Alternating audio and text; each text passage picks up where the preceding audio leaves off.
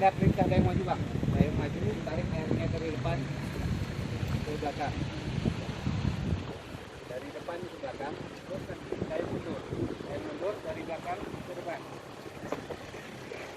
Udah, di yang perlu kita hindari nih ranting-ranting pohon itu kan kita hindari, kita sampai kita nabrak, kita nggak tahu apa yang ada di dalam semak-semak itu, mungkin ada batang, tapi jangan juga kita tahan dengan dayung, itu bahaya, resikonya bahaya. Kayak ada batuan ini, kita menghindar tapi dayung kita keluar, itu bisa mengenai kawan. Hai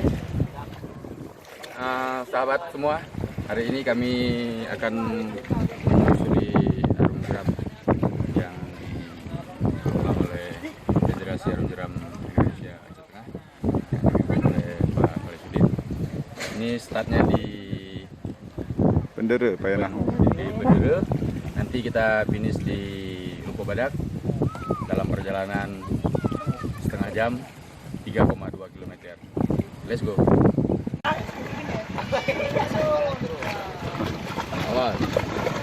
Boom!